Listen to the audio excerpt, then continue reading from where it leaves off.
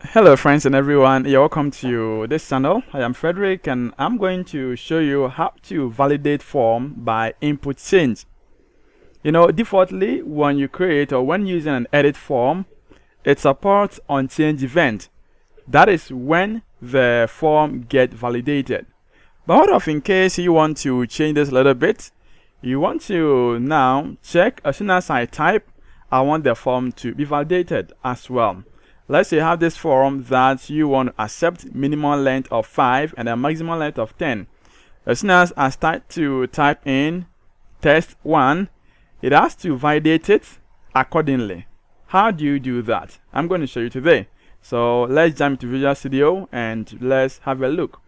I have this project created. So let me just create it in here, create a new project, and with this, any model for Blazor is going to work, whether Blazor server or WebAssembly and any mode is going to work. Okay, so I'm going to create a Blazor, maybe standalone, that's for WebAssembly project, and here I'm going to say validate edit form on InputChange. Okay, so validate edit form on InputChange. Let's just create this project. This .NET 8 domain. We can choose any. .NET 8 is okay. So let's click on create to get this project created. So we have the project created. Now quickly let's go to maybe one of the components. So we go to pages, and that is the home page we are now. What we need to do here is we are going to create a class, and that is what you're going to be using for this. So maybe let's have our class down here. Alright, so create this class. Now you can see from here we have validations against this. For the ID, it's not validated, but with this, you can see we have is required. Now the minimum length here is 5 and the maximum length is 6. For the quantity, the range it is 1, and now we have int.max value. Okay, so we have this. We have just simple properties here for our form. Once you're done, we're going to create an instance of this. As you know, when you want to create an edit form, you need a model with its instance, and that's what we have here. Okay, now let's go in and create an edit form. So we're going to say edit form. So let's make this as interactive. So at render mode, we're going to say this is interactive. Okay, so this is Blazor standalone, so we don't need. I thought you're using server side. All right, don't mind me. So let's have an edit form. So edit form here. Okay, I think this is form like this. Now within this edit form, we have this model. I hate this. You can see. Let me just close this and open it again.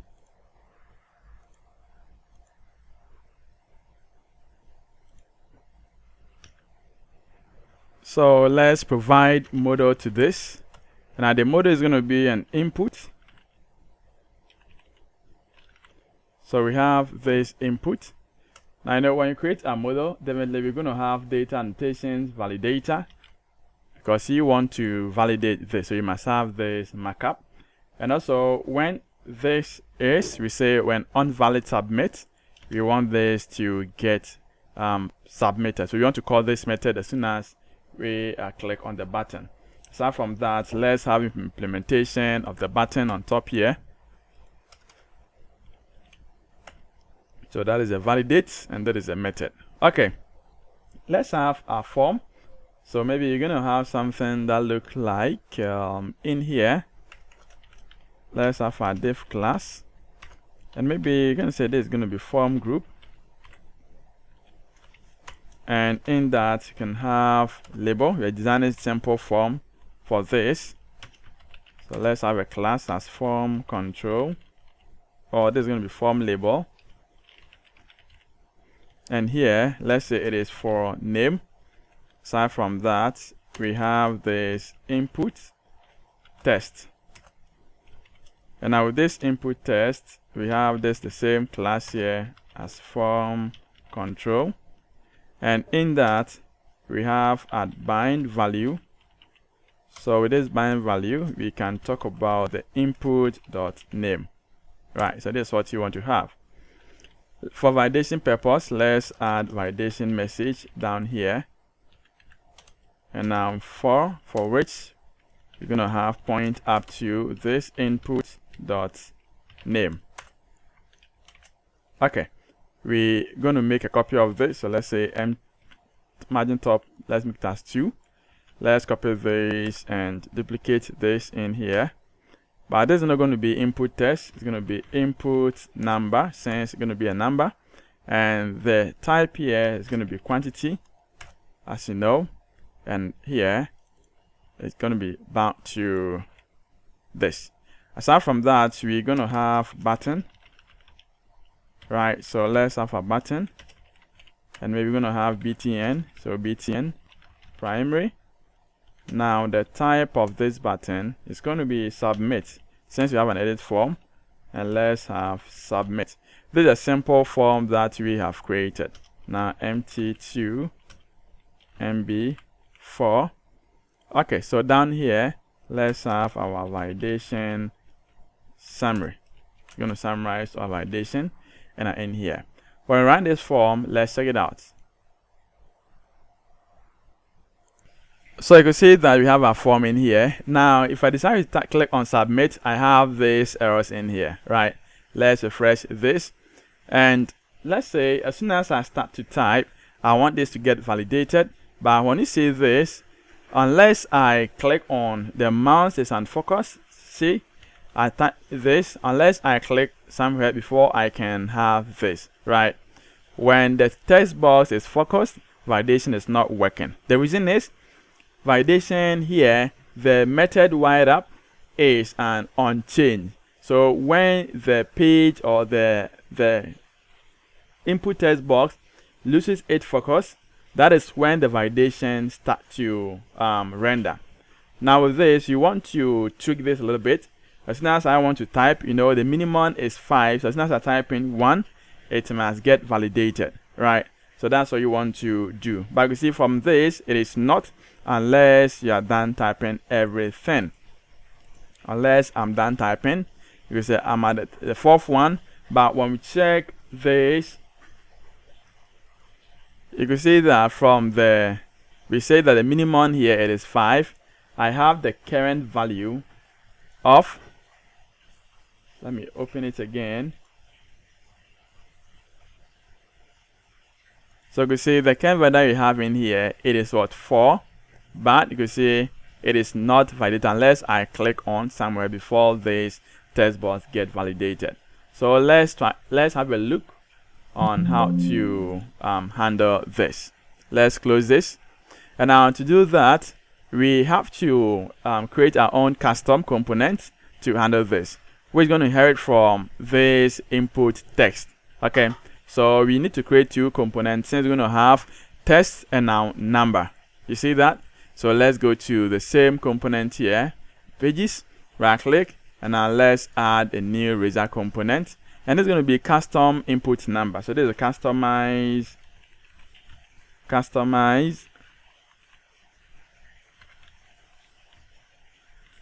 and it's a input. Let's have the text first, then we're going to create another one for the number. So from this customize input text, what can we do? This is going to first inherit from the input text itself, the input text, then we're going to implement this under. So how are we going to do it? First of all, let's inherit. So at inherit from, this is input text. Okay, aside from that, here we need to bind the on input event. So you're going to have an input element, then maybe you're going to have an attribute.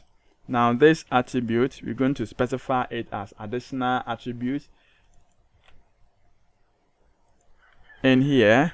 Aside from that, we must have the class, and now this class, it is going to be CSS class, and let's have a value. Now this value is going to be at current value. So current value, and in that we're going to have on input. So on input. You see, there's an event, and now this input we're going to wire it up to event callback. So we have this event callback dot factory. Then let me put it down here a little bit. So dot. Then you have our create. I think it should be here. Okay. So it must be in here. So factory dot create. You see, create binder. So that's how you're going to bind it. And at the form here, you're going to convert it to string at the end. And we need to specify in this parameters. So we have this in here. We have the value itself that we need to specify it, which is going to map up to the current value as string, this, and this equal to the value that we are just handling. So value with this, and we also specify the same current value as well. So this we are just writing the default way we want to override it. The event that is being wired up, that's what you actually want to focus on, and that is this on input change. This is what we want to actually handle. This is the default one that we need to include. Okay, we need to include in it. So we do this, and let's set this as nullable. That's fine. Okay, so at the end we can close this. So we have an input test. Now let's go in there and I'll create also another one, and here we copy this and make a paste, and let's change this to input test. Let's stop this. There is an input test, so it means you're going to change this to input number, right? So this is going to be the number, input number. Then input number, instead of inheriting from this test, we're going to inherit from what? So input number. Now this needs a t value, and that is an int as a t value. That's what that we need to do. Okay, so let's save this. Let's go to the form, edit form that we created. And where's our edit form? In the home component. Let's use this instead of. So here we're going to use a custom input test, and now we have to use custom input number. So custom input number. That's what that we need to do. Very simple one. Let's save this.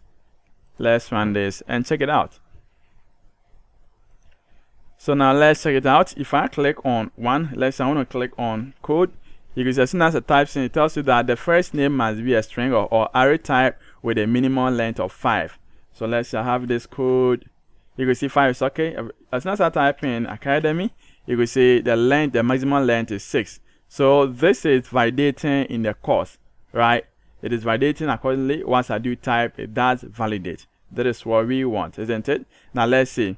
Here it tells you that the number here must be between 1 and this number. As soon as I type in maybe this, it's okay. Let's see if I type in this number more than that, because it tells you that this, the quantity field must be a number. This not what we want, isn't it? Good. Now let's see. Well, let's check something. I think we have an issue here. If I type in, so this must be a number, but what? Because we have it, this must be a quantity. But let's see. Let's have a look with the code. So custom input number, and now this quantity. That's fine. Input.quantity. This is all you want to. And now here, this is quantity. So now we have this quantity in here, and we have the 0 here. So if I type in this, it must be a number, it must be between this and that. As soon as I type in this, you could say this off, right? Now let's see. If I type in this, okay, so you see we have this here, but it's supposed to be only number. Do the reason why? Because we did not restrict this. So let's restrict this. And let's go to the component, the customized input in here. And now let's have a type as number to this. So we save this. Let's go to the home. And now with this, we have range must be 1. That's the minimum. The maximum here, let's have it as 10. Let's save this, and now let's run it again and see. Okay, so for this, it's working. Now clear, like you see, it is working as expected. Okay, it is working. Now when you check this number 2 is required, type in this, it's working. 14, it must be between 1 and 10, and that is also working. Why also say that the name field is also required. So that's a way to validate form accordingly. Whilst you do type, it gets also validated. Thank you so much for watching this video. If you want to grab the source code, check the video description. It will be available at GitHub, and you can have the source code in there. Subscribe for more, and I'm going to catch you up again. Till then, take care.